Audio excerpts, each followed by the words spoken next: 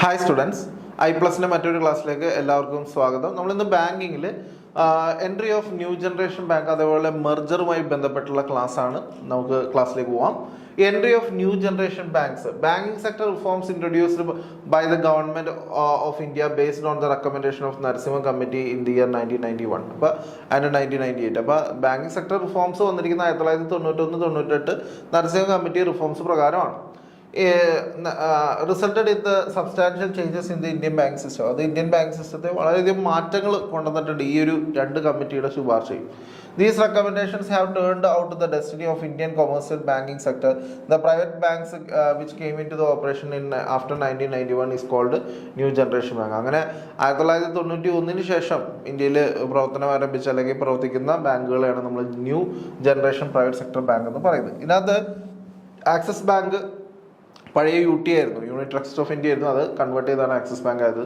Development credit bank അഥവാ DCB bank, HDFC bank, ICICI bank, IndusInd bank, Kotak Mahendra bank, yes bank, ഇങ്ങനെയുള്ള ബാങ്കുകളൊക്കെയാണ് ഈ പറയുന്ന new generation ബാങ്കിൽ വരുന്നത്. അപ്പോൾ ന്യൂ ജനറേഷൻ ബാങ്ക് എന്ന് പറഞ്ഞാൽ 1991 ശേഷം വന്നിരിക്കുന്ന പ്രൈവറ്റ് സെക്ടർ ബാങ്കുകളെയാണ് നമ്മൾ ഈ പറയുന്ന ന്യൂ ജനറേഷൻ ബാങ്കുകൾ എന്ന് പറയുന്നത്. അതിനകത്ത് കുറച്ച് പ്രൈവറ്റ് ബാങ്കുകൾ അതിന് മുമ്പ് ഉണ്ടായിരുന്നു. പക്ഷെ അവർ ഈ പറയുന്ന പ്രൈവറ്റ് ബാങ്ക് എന്ന് പറയുന്ന ആ ലൈസൻസ് പുതുക്കി അതിനകത്തേക്ക് വന്നത് 1991 ശേഷമാണ്. അതിനകത്ത് ആക്സിസ് ബാങ്ക് ഉണ്ട്, DCB ബാങ്ക് ഉണ്ട്, HDFC bank, ICICI bank, IndusInd bank, Kotak Mahendra bank, yes bank, ഇതൊക്കെ ഉദാഹരണങ്ങളാണ്. അങ്ങനെ ന്യൂ ജനറേഷൻ ബാങ്കുകൾ ഒത്തിരി ഉണ്ട്. ഇനി development in the new generation bank, new generation ബാങ്കുകളുടെ പ്രത്യേകതകൾ എന്തൊക്കെയാണ്, അവർ കൊണ്ടുവന്നിരിക്കുന്ന പുതിയ മാറ്റങ്ങൾ എന്തൊക്കെയാണ് നോക്കാം. ഇന്റർനെറ്റ് ബാങ്കിങ്, അതുപോലെ സ്വിഫ്റ്റ്, ഈ പറയുന്ന മെസ്സേജിങ് സംവിധാനത്തിൽ സ്വിഫ്റ്റ് എന്ന് പറയുന്ന കാര്യം കൊണ്ടുവന്നു. Automated teller machine, ATM machine വന്നു. അതേപോലെ തന്നെ ADWM, നമുക്കറിയാം ക്യാഷ് ഡിസ്പെൻസർ, അതേപോലെ നമുക്ക് പൈസ നിക്ഷേപിക്കാനായിട്ടുള്ള ADWM ATM എന്താ പറയുക വിഡ്രോവൽ മെഷീനാണ്. അപ്പോൾ നമുക്ക് ATM ആയിട്ട് ഉപയോഗിക്കാം, അതുപോലെ തന്നെ വിഡ്രോവൽ മെഷീനായിട്ട് ഉപയോഗിക്കാം. ഡെപ്പോസിറ്റ് ചെയ്യാൻ ഉപയോഗിക്കാം, വിഡ്രോവലിന് ഉപയോഗിക്കാം. അടുത്ത ഇലക്ട്രോണിക് ക്ലിയറിംഗ് സർവീസസ് വന്നു, ചിപ്പ് കാർഡുകൾ വന്നു, ടെലി ബാങ്കിങ് വന്നു, മൊബൈൽ ബാങ്കിങ് വന്നു, എനിവെയർ ബാങ്കിങ് വന്നു, കിയോസ്ക് ഇൻഫർമേഷൻ വന്നു. അപ്പോൾ ഇതൊക്കെ ഈ പറയുന്ന ന്യൂ ജനറേഷൻ ബാങ്കുകൾ കൊണ്ടുവന്നിരിക്കുന്ന പുതിയ പുതിയ സേവനങ്ങളാണ്. ഇനി അടുത്ത mergers and acquisition of Indian banks, Indian ബാങ്കുകളുടെ മെർജേഴ്സ് ആൻഡ് അക്വിസിഷൻ നമുക്ക് നോക്കാം.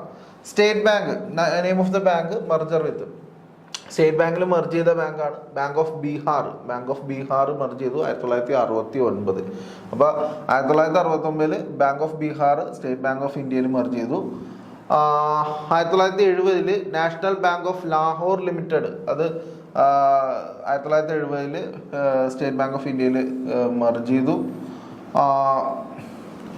Miraj state bank 1985 union bank of ഇന്ത്യയിൽ മെർജ് ചെയ്തു. Lakshmi commercial bank limited 1985 Canara ബാങ്കിൽ മെർജ് ചെയ്തു. Bank of Cochin limited 1985 state bank of ഇന്ത്യയിൽ മെർജ് ചെയ്തു.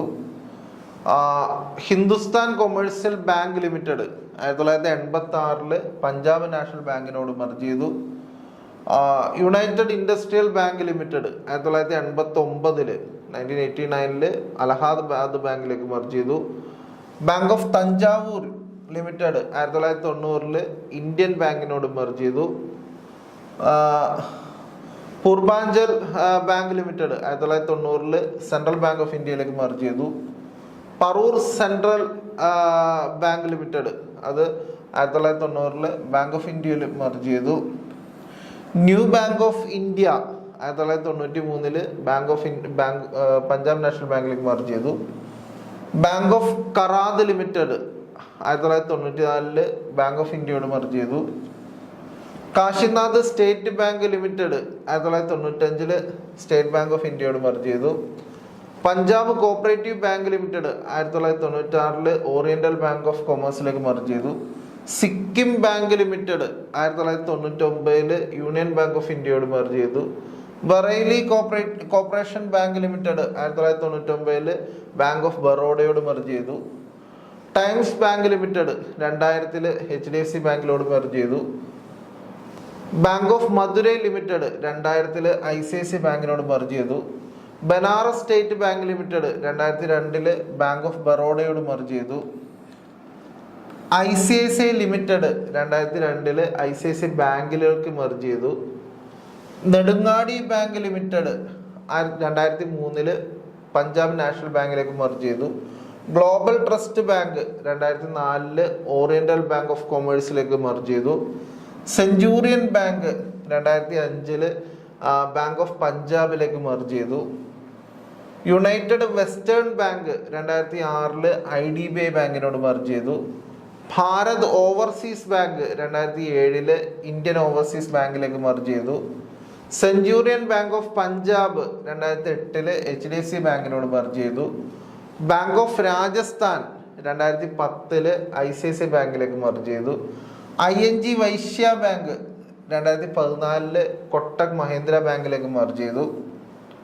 ഇനി സ്റ്റേറ്റ് ബാങ്കിന്റെ സബ്സിഡറികളുണ്ടായത് state bank of Travancore, state bank of Bikaner and Jaipur, state bank of Hyderabad, state bank of Mysore, state bank of Patiala, പിന്നെ അതിൻ്റെ ഒപ്പം ഭാരതീയ മഹിളാ ബാങ്ക്. ഈ ബാങ്കുകളെല്ലാം 2017 സ്റ്റേറ്റ് ബാങ്ക് ഓഫ് ഇന്ത്യയിലേക്ക് മെർജ് ചെയ്തു. വിജയ ബാങ്കും ധന ബാങ്കും 2019 വിജയ ബാങ്കും ധന ബാങ്കും 2019 ബാങ്ക് ഓഫ് ബറോഡയിലേക്ക് മെർജ് ചെയ്തു. അലഹാബാദ് ബാങ്ക് 2020 ഇന്ത്യൻ ബാങ്കിലേക്ക് മെർജ് ചെയ്തു. ആന്ധ്ര ബാങ്കും കോർപ്പറേഷൻ ബാങ്കും 2020 യൂണിയൻ ബാങ്ക് ഓഫ് ഇന്ത്യയിലേക്ക് മെർജ് ചെയ്തു. സിൻഡിക്കേറ്റ് ബാങ്ക് 2020 കാനറ ബാങ്കിലേക്ക് മെർജ് ചെയ്തു. ഓറിയന്റൽ ബാങ്ക് ഓഫ് കൊമേഴ്സും യുണൈറ്റഡ് ബാങ്ക് ഓഫ് ഇന്ത്യയും 2020 പഞ്ചാബ് നാഷണൽ ബാങ്കിലേക്ക് മെർജ് ചെയ്തു. ഓക്കെ, അപ്പോൾ ഇത്രയാണ് ഇതിനകത്ത് മെർജറുമായി ബന്ധപ്പെട്ട് നമ്മൾ അറിഞ്ഞിരിക്കേണ്ടത്. ഇനി മറ്റൊരു ക്ലാസ്സുമായിട്ട് അടുത്തൊരു വീഡിയോയിൽ കാണാം. Thank you.